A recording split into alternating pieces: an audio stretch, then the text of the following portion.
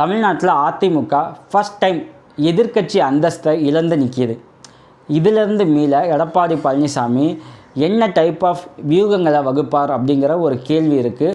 அதே நேரம் Velumani and CV Shanmugam குழு என்ன நிலைப்பாடு எடுப்பாங்க அப்படிங்கிற விஷயத்தையும் பார்ப்போம். வெல்கம் டு அன்காஸ் தமிழ். நான் உங்கள் எம்எஸ்வி.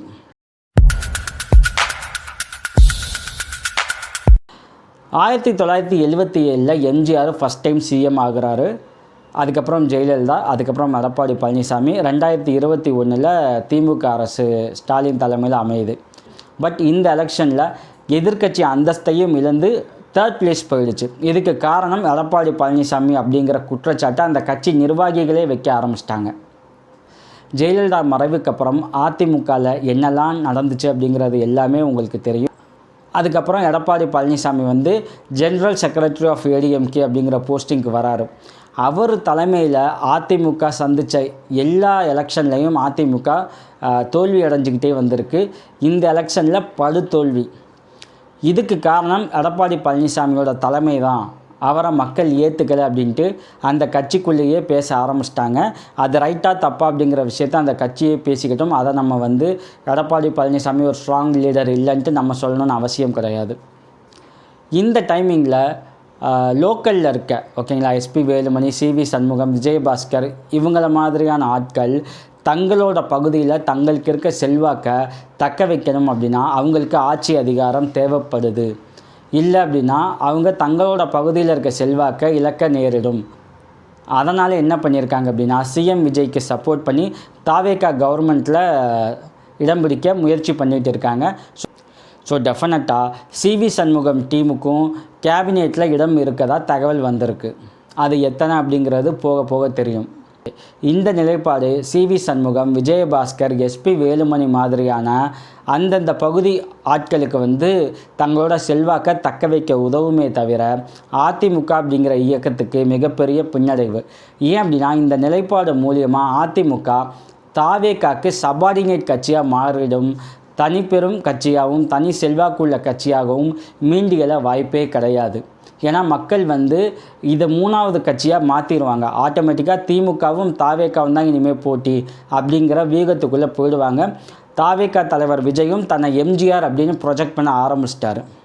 அதனால் திமுகவை வீழ்த்தணும் அப்படின்னா அசர பலம் கொண்ட விஜயை சப்போர்ட் பண்ணாதான் கரெக்ட் அப்படின்ட்டு அதிமுக ஃபாலோயர்ஸும் கொஞ்சம் கொஞ்சமாக அந்த பக்கம் நகர வாய்ப்பு அதிகம் இருக்குது. ஸோ இதை தடுக்கணும் அப்படின்னா அதிமுக திரும்ப புத்துணர்ச்சியோட மீண்டியல வேண்டும்.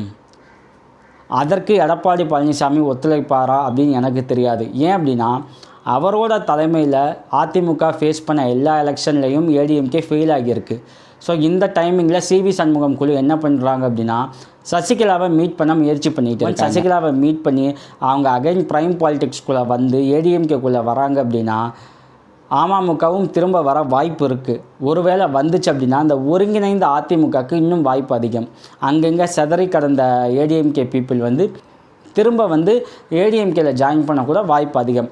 அப்படி வந்தால் அதிமுக திரும்ப மீண்டெழும்.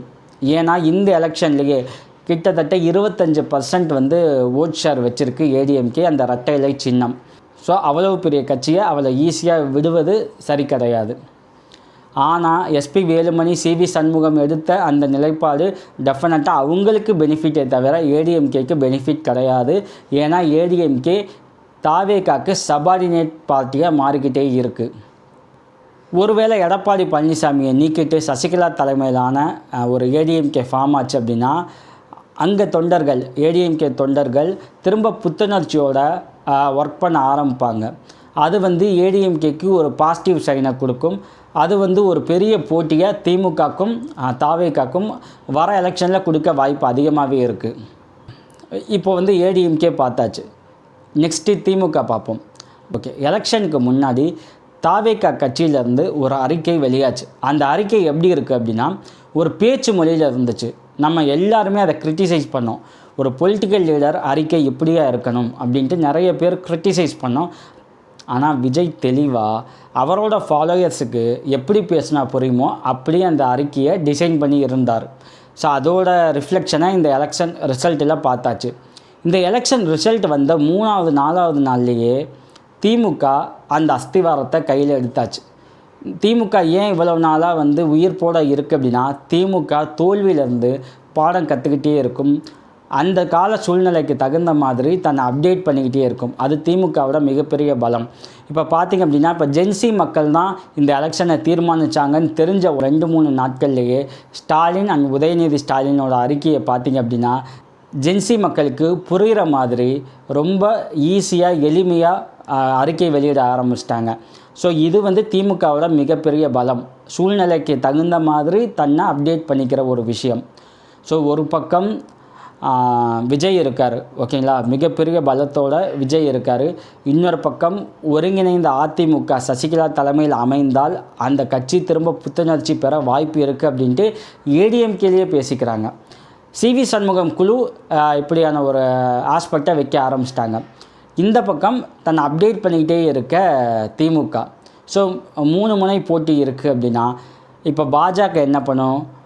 ஆடியன்ஸாக உட்காந்து வேடிக்கை பார்க்கணுன்னு நினைக்கிறீங்களா? கிடையவே கிடையாது. அதே ஜென்சி மக்கள் தான் பாஜகவோட டார்கெட். அதுக்கு பாஜகவில் ஏற்கனவே ஒரு சூப்பர் ஹேண்டு இருக்குது, அதுதான் அண்ணாமலை. ஸோ அண்ணாமலைக்கான ஃபேன் பேஸை பற்றி நம்ம சொல்லணும்னு அவசியம் இல்லை. ஒரு மீட்டிங்கில் மோடி அண்ட் அமித்ஷா இருக்காங்க. அமித்ஷா அண்ணாமலைன்னு சொன்னோன்னே எவ்வளோ பெரிய விசில் சவுண்டு கேட்டுச்சு. அந்த சவுண்டு அடங்கவே கொஞ்சம் டைம் ஆச்சு. அண்ணாமலைஜி.